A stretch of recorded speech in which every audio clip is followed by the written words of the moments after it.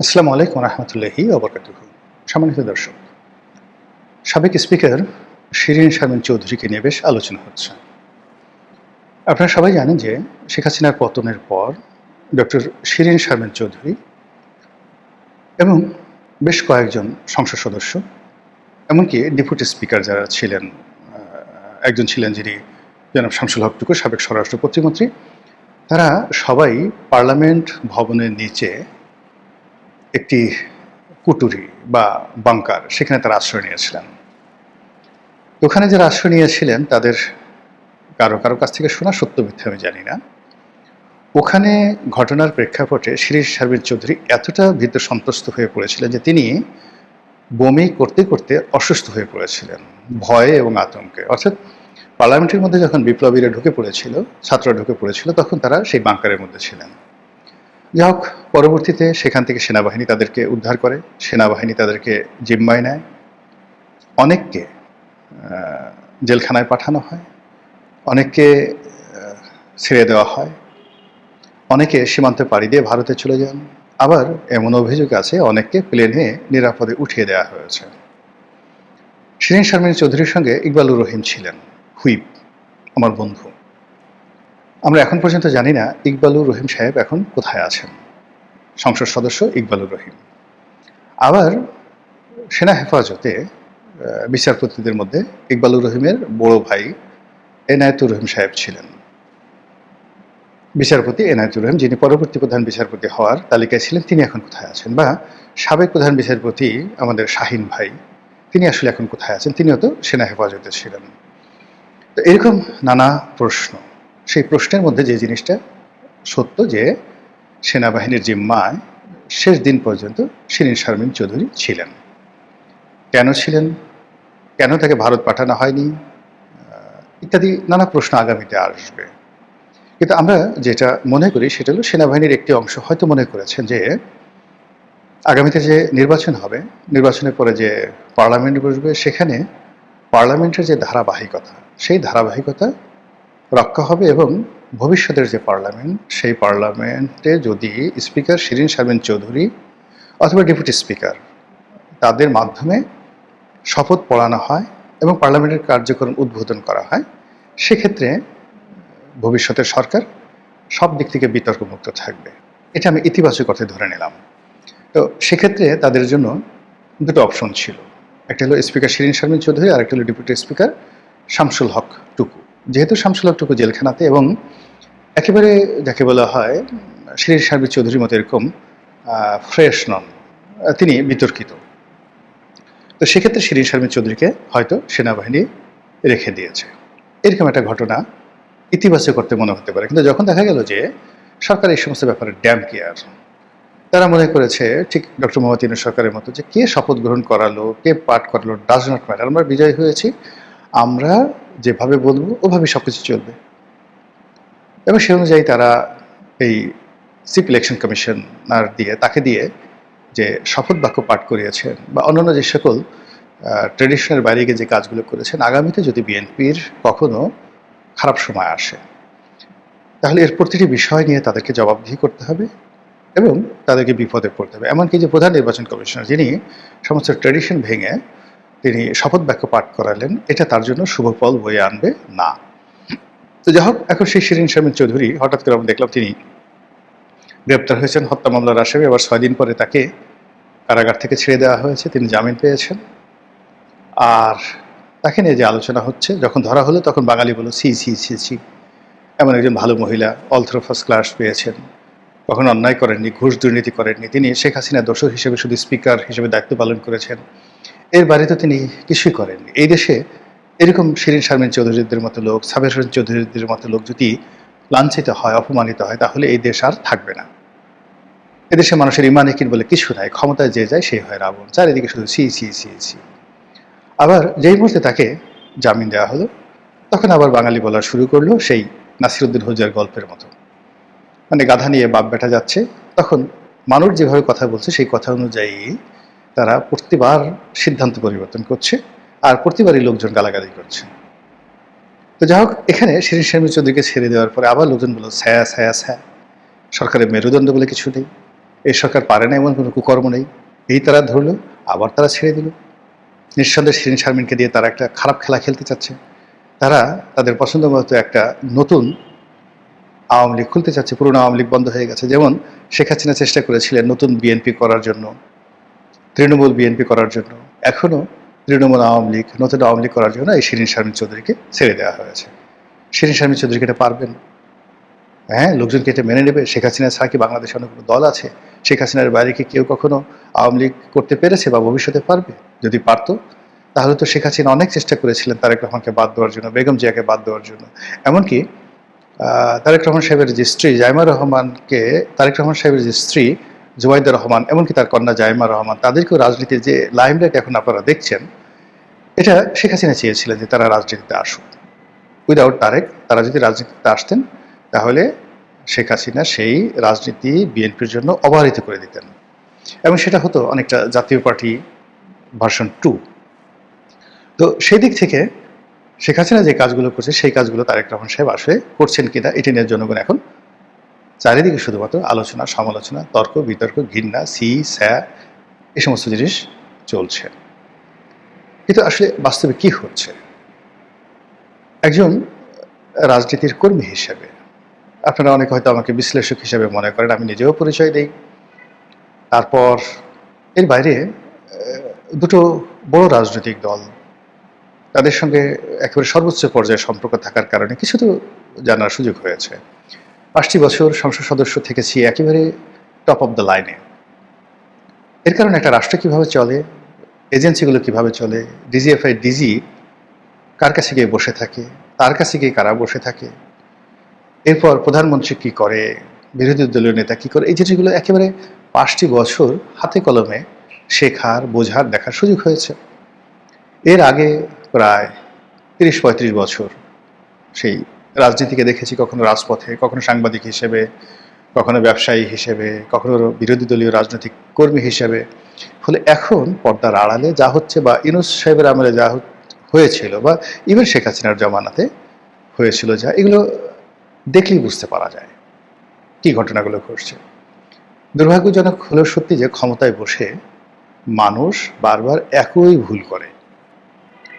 আজ থেকে 1000 বছর আগে ইয়াজিদ ইবনে মুয়াবিয়া ক্ষমতায় বসে যে ভুল করেছেন, একই ভুল এখন নেপালের যে প্রধানমন্ত্রী বালেন্দ্র তিনিও করতে পারেন, আবার নাও করতে পারেন। ফেরাউন দ্বিতীয় রামসিস তিনি যে ভুলগুলো করেছেন, সেই ভুলগুলো যে শেখ হাসিনা করেনি একথা আপনি বুকে হাত দিয়ে বলতে পারবেন না।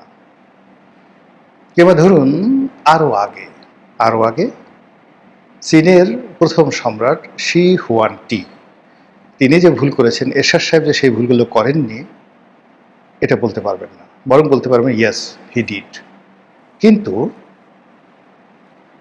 মহাজ্ঞানী সেনেকা, সম্রাট নিরোর শিক্ষক, কিংবা ধরুন সৈনিক সরকারের প্রভাবশালী মন্ত্রী এবং প্রাদেশিক গভর্নর কনফুসিয়াস, কিংবা বাশা হারুন আর রশিদের জমানায় যিনি একটি প্রদেশের শাসক ছিলেন, গভর্নর ছিলেন, ইমাম শাফি রহমতুল্লাহ আলাইহে।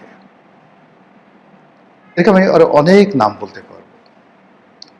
তারা রাষ্ট্র ক্ষমতায় বসে যে ঐতিহাসিক দায়িত্ব পালন করেছেন, কিংবা বড় বড় সম্রাটদের সামনে দাঁড়িয়ে, ইভেন আলেকজান্ডারের সামনে দাঁড়িয়ে যেভাবে অ্যারিস্টটল কথা বলেছেন, প্লেটো কথা বলেছেন ওই জমানাতে, আমি এইটা বারে বারে ভুল হয়ে যাই, মানে অ্যারিস্টটল মানে তার যে শিক্ষক, আলেকজান্ডারের শিক্ষক যে কথাগুলো বলেছেন, কিংবা প্লেটো আলেকজান্ডারের আগের জমানাতে যেইভাবে গ্রিসের রাজা বাদশাদেরকে চ্যালেঞ্জ জানিয়ে যে কথাগুলো বলেছেন, সেই কথাগুলো বর্তমান জমানাতে একজনও লোক নেই বাংলাদেশে সেই কথাগুলো বলছেন। আর আমরা যারা টুকটাক বলছি, আমরা আসলে ওনাদের পর্যায়ের নই। ওনাদের পর্যায়ে আমাদের এই বাংলাদেশে এই মুহূর্তে যারা আছেন তারা সবাই চুপ হয়ে আছেন। ফলে কি হলো, কনফুসিয়াসের জমানাতে কনফুসিয়াস থাকার কারণে রাজার যে উন্নয়ন হয়েছে, কিংবা সেনেকার কারণে যেভাবে সম্রাট ক্লডিয়াসের নিরোর বাবার উন্নয়ন হয়েছে।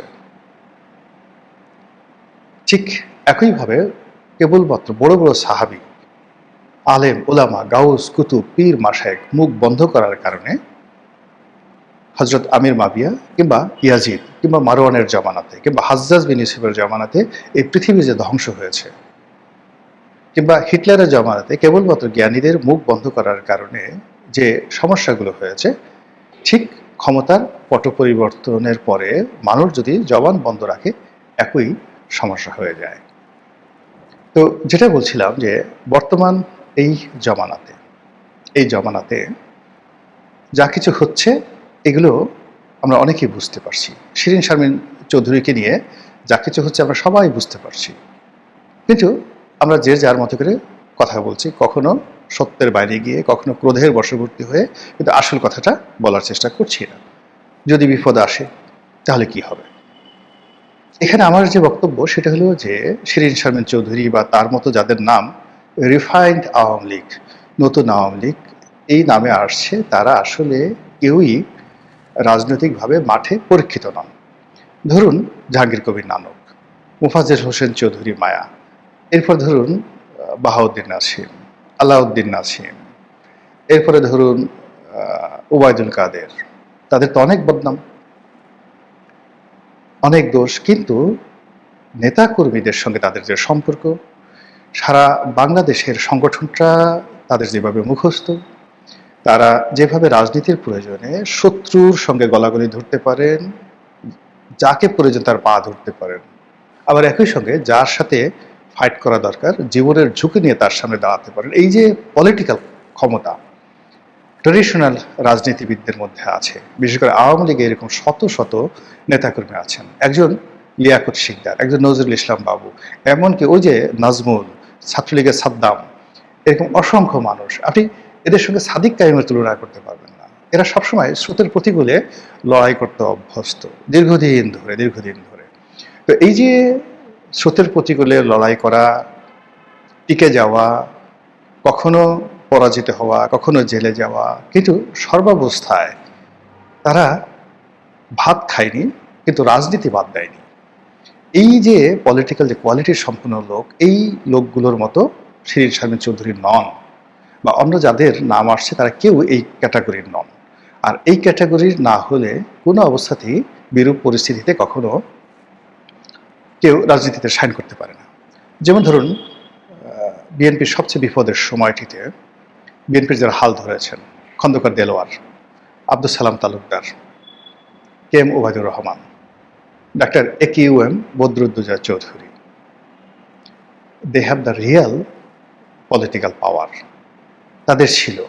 কিন্তু এখন এই যে বিএনপির ক্ষমতার সময় আপনি যদি মাহাদিকে, ডাক্তার মাহাদি বা হুমায়ুন বা সানি বা এই যে যারা যারা তারেক রহমান সাহেবের পছন্দের মানুষ হিসেবে এই মুহূর্তে সিলেক্টেড হয়েছে, তাদের সঙ্গে যদি বিএনপির ওই ধরনের লোকের তুলনা করেন তাহলে হবে না। কিংবা শেখ হাসিনা যদি কখনো আবার ক্ষমতা আসে, আসার পরে যদি মাহাদিকে এনে সে একটা নতুন বিএনপি তৈরি করার চেষ্টা করে, কোনোদিন হবে না, কখনো সম্ভব হবে না, এটা হয় না। আবার অন্যদিকে যদি আব্দুল সালাম তালুকদার বা কে এম ওবায়দুর রহমানের মতো মানুষকে দুনিয়ার সমস্ত সম্পদ দেওয়া হয়, তবুও তারা যেটা পারবে না সেই কাজটা তারা কখনো করতে যাবে না, খন্দকার দেলোয়াররা কখনোই করতে যাবে না। তো এখানে যে মূল বিষয়টা আছে যে আওয়ামী লীগের যে সকল ডেডিকেটেড লোকজন রয়েছেন, তাদেরকে পূবের চাঁদ পশ্চিমে উঠে গেলেও আপনি শেখ হাসিনার বিরুদ্ধে নিতে পারবেন না। এই কারণে তারা রাজনীতি বুঝেন, তারা জানেন যে তারা এটা পারবেন না। আবার অন্যদিকে এই নতুন আওয়ামী লীগ, নতুন বিএনপি, নতুন জাতীয় পার্টি, এই বিভিন্ন লোকজন মানে যাদেরকে ভাড়া করে এনে যদি দাঁড় করানো হয়, তাহলে ফলাফল সেই 11-11 সময় যা হয়েছে এর সাথে একটু ব্যতিক্রম হবে না। 11-11 সময় তুফান সাহেবের মতো মানুষ, সুরঞ্জিত সেনগুপ্তের মতো মানুষ, আব্দুর রাজ্জাক, আবির হোসেন আমুর মতো মানুষ প্রাণান্ত চেষ্টা করেছেন, হয়নি। আপনার সেই মেজর হাফিজ, সাইফুর রহমান, তারপর মেজর হাফিজ, সাইফুর রহমান, এরপরে আপনার এই যে আব্দুল মান্নান ভূঁইয়া, তার সঙ্গে তরুণ তুর্কিদের মধ্যে এহসানুল হক মিলন থেকে শুরু করে কে না 11-11 সময় কারা মানে বেগম জিয়ার বিরুদ্ধে যায় নাই বলেন তো? কিন্তু এটা তো সম্ভব হয়নি, কখনো সম্ভব হয়নি। ঘুরে ফিরে তাদেরকে সেই দলের মধ্যে ফিরে আসতে হয়েছে এবং অনেককে সারা জীবনের জন্য রাজনীতি থেকে অবসর নিতে হয়েছে। তো সেই দিক থেকে শিরীন শারমিন চৌধুরীকে নিয়ে যারা চেষ্টা করছেন, মানে এরা ১০০ ইন্টু ১০০ ইন্টু ১০০ ইন্টু ১০০, ১০০কে যদি আপনি ৪ বার গুণ করেন, তখন যে ফলাফলটা বের হবে অতবার তারা ফেল করবেন, পরাজিত হবেন। আর এই ধরনের পরিবেশ পরিস্থিতিতে যদি ভুল করে শিরীন শারমিন চৌধুরীরা এগিয়ে আসেন, তারাও তাদের সারা জীবনের সমস্ত অর্জন তারা হারিয়ে ফেলবেন। আপনার সেই শেখ হাসিনার জামানাতে বিএনপির অনেক বড় বড় নেতা, তাদের মধ্যে তৈমুর আলম খন্দকার থেকে শুরু করে আরো অনেককে, ব্যারিস্টার নাজমুল হুদা, তৈমুর আলম খন্দকার, শওকত মাহমুদের মতো লোক, তারা তাদের মানে অসম্ভব মেধাবী, তাদের ভীষণ রকম স্যাক্রিফাইস, কিন্তু তারাও কিন্তু পারেন নাই। তো সেই অর্থে একজন ওই যে নাসিম নামে একটা ছেলে ছিল, সে বলতো তারেক রহমান সাহেবের বন্ধু মানুষ, হাওয়া ভবনের ঘনিষ্ঠজন, তাকে দিয়েও কিন্তু নতুন বিএনপি করার নামে বিএনপি অফিস আক্রমণ করা, তারপরে রিজভী সাহেবকে মারধর করার জন্য সেই যে শেখ হাসিনার ডিজিএফআই তারা কি চেষ্টা না করেছে, সফল হয়েছে? হয়নি। ফলে প্রত্যেকটি রাজনৈতিক দল তার একটা মৌলিক ভিত্তি থাকে, সেই ভিত্তিগুলো কোনো অবস্থাতেই শিরীন শারমিন চৌধুরীরা নন। কাজেই এই প্রকল্পটি যদি কিছু হয়ে থাকে বোগাসবো। এমনকি শেখ হাসিনাও যদি নিজে চেষ্টা করে শিরীন শারমিন চৌধুরীকে দিয়ে কোনো কিছু করাবেন, পারবেন না। বিকজ তিনি যখন ক্ষমতা ধরছিলেন তখন তার দয়ায় করুণায় কতগুলো মানুষ, যেমন সালমান এফ রহমান, আনিসুল হক, এই যে শিরীন শারমিন চৌধুরী, এরপরে এসটি ইমাম থেকে শুরু করে আরো অনেকে, মশিউর রহমান, তারপরে শেষে ডক্টর তৌফিক এলাহি থেকে শুরু করে যে সকল লোক ওনার কিচেন ক্যাবিনেটে খুব পাওয়ারফুল ছিল, এই যে নসরুল হামিদ বিপু, এই যারা, আমি আরো অনেকের নাম বলতে পারবো। তো এই লোকগুলোকে শেখ হাসিনার দয়া এবং করুণা ছাড়া তাদের আসলে অন্য কোনো কিছু নাই, দে হ্যাভ নাথিং। তো সেই মানুষগুলো এখন আপনি চেষ্টা করেন তাদেরকে এস্টাবলিশ করার জন্য, তারা আওয়ামী লীগের সঙ্গে বেইমানি করতে পারবে কিন্তু রাজনীতি করতে পারবে না, এই সমাজে দাঁড়াতে পারবে না, এটা ইম্পসিবল। এবং এটাই রূঢ় বাস্তবতা। মহান আল্লাহ আমাদের সবাইকে হেদায়েত দান করুন, হেফাজত করুন। আসসালামু আলাইকুম ওয়া রাহমাতুল্লাহি ওয়া বারাকাতুহু।